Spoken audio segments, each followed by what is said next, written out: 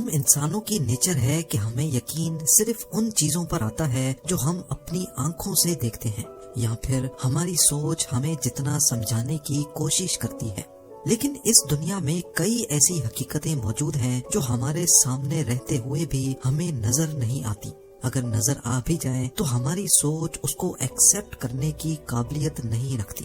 جب ہم آنکھوں سے کچھ دیکھتے ہیں اور ہماری سوچ ہمیں کچھ اور دکھانا چاہتی ہے تو اسی کے بیچ میں ایک نئی چیز پیدا ہو جاتی ہے جس کو ہم مسٹری کہتے ہیں۔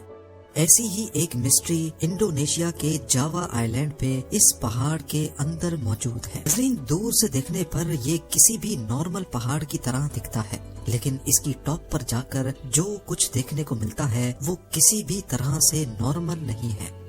گنونگ پادنگ کے نام سے پہچانے جانے والے اس پہاڑ پر ہزاروں کی تعداد میں ایسے ریکٹینگل شیپ کے پتھر بکھرے ہوئے ہیں۔ یہ پتھر کسی بھی اینگل سے نیچرل فارمیشن نہیں لگتے، بلکہ ایسا معلوم ہوتا ہے کہ ان کو اس خاص شیپ میں کاٹا گیا ہے۔ اب کیونکہ جاوا آئی لینڈ خود ایک والکینک آئی لینڈ ہے، اسی وجہ سے ریسرچرز کا ماننا تھا کہ کوئی والکینک راک یہیں پڑا تھا جس کو کاٹ کر اس شیپ میں لایا گیا ہے۔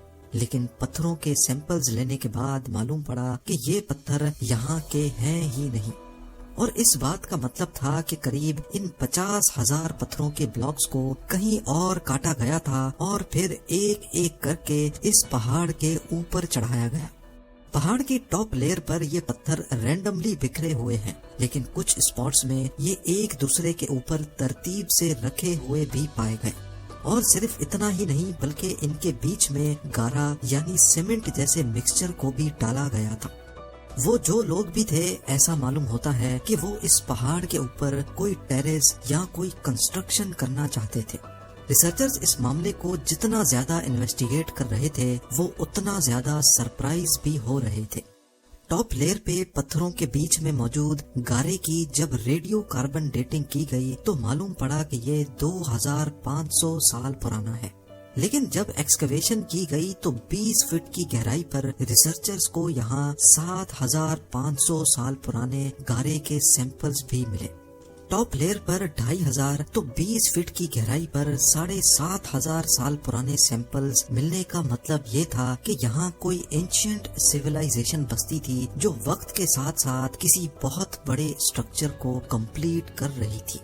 کچھ آرکیولوجسٹ کا کہنا تھا کہ اس سے نیچے کھدائی کرنے کی ضرورت نہیں ہے کیونکہ ہیومن کی ہسٹری صرف 7500 سال پرانی ہی ہے، تو اس سے نیچے ہمیں کچھ نہیں ملے گا۔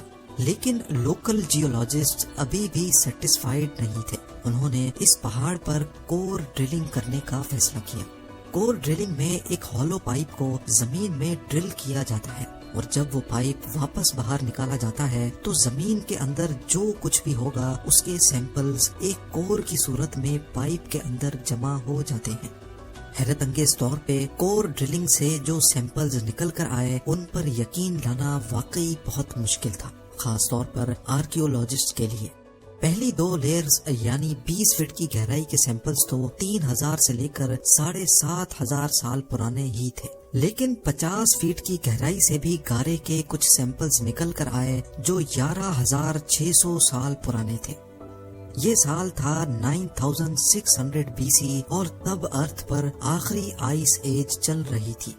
معاملہ تب مزید گمبھیر ہو گیا جب 100 فٹ نیچے کور ڈرلنگ کے جو سیمپلز نکل کر آئے وہ 24000 سال پرانے تھے۔ یہ وہ دور تھا جب آخری آئس ایج اپنے پیک پر چل رہی تھی۔ اس دور میں انسان کی کسی ان نون سیویلائزیشن نے پہاڑ کے اتنا نیچے کوئی کنسٹرکشن کی تھی جس کے ثبوت سب کے سامنے تھے۔ یہ ایک بہت ہی امپورٹنٹ خبر تھی کیونکہ یہ انسانوں کی ہسٹری کو ہمیشہ ہمیشہ کے لیے بدلنے جا رہی تھی۔ ریکارڈڈ ہسٹری میں یعنی ہسٹری کی بکس میں ہمیں یہ معلوم پڑتا ہے کہ انسان کی سیویلائزیشن 7500 سال پہلے ڈیولپ ہوئی تھی، لہٰذا آرکیولوجیکل کمیونٹی کا ماننا تھا کہ ایسا ممکن ہی نہیں ہو سکتا کہ یہ کام انسانوں نے کیا ہو، کیونکہ اتنا پہلے انسان اس قابل ہی نہیں تھے۔ ان کا کہنا تھا کہ گارے کے سیمپلز مل جانے سے یہ ثابت نہیں ہوتا کہ یہاں انسانوں نے پہاڑ کے اندر کوئی اسٹرکچر بنایا ہو۔ آرکیولوجسٹ کو یقین دلانے کے لیے ٹھوس ثبوت کی ضرورت تھی، جیسا کہ ہیومن اسکیلیٹن، کوئی پوٹری یا پھر کوئی اسٹرکچر۔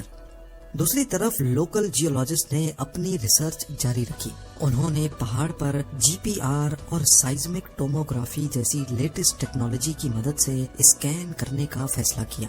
اس اسکین میں ریڈیو سگنل زمین کے اندر بھیجے جاتے ہیں۔ یہ سگنلز جب کسی ماس سے ٹکراتے ہیں تو ان کی اسپیڈ کم ہو جاتی ہے، اور جب یہ ہالو اسپیس میں ٹریول کرتے ہیں تو ان کی اسپیڈ بڑھ جاتی ہے۔ ان سگنلز کی اسپیڈ کے ذریعے یہ پتہ لگایا جاتا ہے کہ زمین میں نیچے ہالو اسپیسز ہیں کہ نہیں، اور اگر ہیں تو ان کی شیپ کیسی ہے۔ اسکین کے ریزلٹس میں پہاڑی کے اندر کا جو امیج سامنے آیا وہ ریسرچرز اپنے کیریئر میں پہلی بار دیکھ رہے تھے۔ پہاڑ کے اندر جگہ جگہ ہالو اسپیسز نوٹ کی گئی۔ 3 بڑے بڑے اسکوائر چیمبرز جو الگ الگ لیول کے حساب سے بنے ہوئے تھے۔ یہ تینوں چیمبرز ایک ٹنل نما پاتھ وے کے ذریعے ایک دوسرے سے کنیکٹڈ، جبکہ سب سے اوپر والا چیمبر پہاڑ کی ٹاپ سے کنیکٹڈ تھا۔ ان تینوں چیمبرز کی سائز بھی ایک دوسرے سے کافی مختلف تھی۔ سب سے اوپر والا چیمبر چھوٹا، اس کے بعد بڑا چیمبر، اور تیسرا چیمبر سب سے بڑا اور 100 فٹ کی گہرائی میں بنایا گیا تھا۔ اس نئی ڈسکوری نے سب کو حیرت زدہ چھوڑ دیا۔ ہر کوئی صرف ایک سوال کا جواب تلاش کر رہا تھا کہ 24,000 سال پہلے لاسٹ آئس ایج میں جب انسان صرف ہنٹرز ہوا کرتے تھے، تب انہوں نے یہ کام کیسے کیا ہوگا۔ یاد رہے کہ یہ بات آئرن، برونز اور اسٹون ایج سے بھی کافی زیادہ پرانی ہے۔ جب یہ میجر ڈسکوری مین اسٹریم میڈیا پہ آئی تو انڈونیشین گورنمنٹ بھی اس میں کافی انٹرسٹ لینے لگی اور لوکل جیولوجسٹ کو گنونگ پادنگ پر ایکسکیویشن کرنے کی اجازت دے دی۔ پریزیڈنٹ نے یہاں اپنے لیے ایک ہیلی پیڈ بھی بنوایا جہاں وہ خود اس ریسرچ کو مانیٹر کرنے آتے تھے۔ لیکن آرکیولوجیکل کمیونٹی نے اس پر کافی پروٹیسٹ ریکارڈ کروائے، کیونکہ وہ ابھی تک اس بات پر ڈٹے تھے کہ گنونگ پادنگ پر جو کچھ بھی ہے وہ 7,500 سال سے پرانا نہیں ہو سکتا۔ خیر، جیسے تیسے کر کے لوکل جیولوجسٹ نے یہاں ایکسکیویشن اسٹارٹ کی، جس کے بعد ایک ایک کر کے نئی ڈسکوریز سامنے آتی گئی۔ یہاں سے پوٹریز، جیولری، ویپنز اور کوائنز بھی ملے جو 5,500 BC میں بنائے گئے تھے، جبکہ ریکارڈڈ ہسٹری میں ماڈرن سائنس کا کہنا ہے کہ سب سے پرانا کوائن 600 BC میں بنایا گیا تھا۔ گنونگ پادنگ سے نئی ڈسکوریز کا سلسلہ ابھی چل ہی رہا تھا کہ 2014 میں انڈونیشین پریزیڈنٹ چینج ہو گئے۔ نئے پریزیڈنٹ کے سامنے جب یہ معاملہ آیا تو اس نے آرکیولوجیکل کمیونٹی کا ساتھ دیا اور فوراً گنونگ پادنگ پر ایکسکیویشن اور ریسرچ بند کروا دی گئی۔ اگر موہنجو دڑو اور اینشینٹ ایجپشن سے بھی بہت پہلے دنیا میں کوئی سیولائزیشن رہتی تھی، حتیٰ کہ لاسٹ آئس ایج سے بھی پہلے، تو وہ کون لوگ تھے اور جاوا کے اس آئیلینڈ پر کیا بنانا چاہتے تھے، اور سب سے بڑھ کر یہ کہ ان کو آسمان کھا گیا یا زمین نکل گئی۔ ایک تھیوری یہ ہے کہ اس اینشینٹ سیولائزیشن کے لوگ یہ جگہ چھوڑنے پر مجبور ہو گئے تھے۔ اس تھیوری میں کافی دم بھی لگتا ہے، کیونکہ آئس ایج میں سمندروں کا لیول آج کے لیول سے 100 میٹر نیچے ہوا کرتا تھا۔ یعنی یہ جو آج ہمیں آئی لینڈ دکھ رہا ہے، یہ پہلے آئی لینڈ نہیں بلکہ ایشیا کا سب کانٹیننٹ ہوا کرتا تھا۔ جی ہاں، 12,000 سال پہلے آئس ایج کا جب دی اینڈ ہوا تھا تو بہت ماس لیول پہ برف میلٹ ہوئی تھی، جس نے اوشنز کا پانی بڑھایا، اور اس ریجن میں صرف جو ایلیویٹڈ ایریاز تھے وہ آئی لینڈ کی شکل اختیار کر گئے، باقی سب کچھ اوشن کے باٹم پہ چلا گیا۔ جاوا آئی لینڈ پہ بسنے والی سیولائزیشن اب بالکل آئسولیٹ ہو چکی تھی۔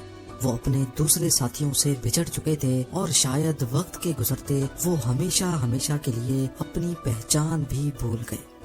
اس مسٹری کی اصل کہانی کیا ہے، یہ راز آج بھی گنونگ پادنگ کے اندر دبا ہوا ہے، لیکن اس بات کے کافی چانسز ہیں کہ یہ جو دکھنے میں پہاڑ لگ رہا ہے یہ اصل میں نیچرل نہیں بلکہ اسٹون بلاکس کو ایک دوسرے کے اوپر رکھ کر بنایا گیا تھا، جو شاید اپنی